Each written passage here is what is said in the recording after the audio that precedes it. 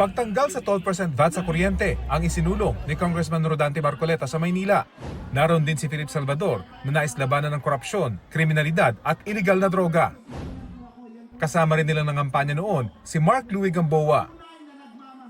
Programang pag-agrikultura at suporta sa mga magsasaka ang itinutulak ni Senator Amy Marcos.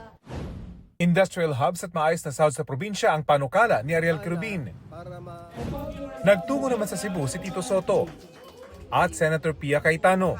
Sa Oroquieta City, Misamis Occidental, kinilala ni Senator Francis Tolentino ang papel ng mga LGU.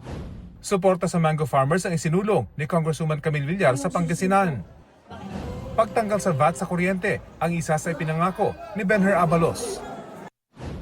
Suporta sa Talaba growers ang binigyang diin ni Bam Aquino.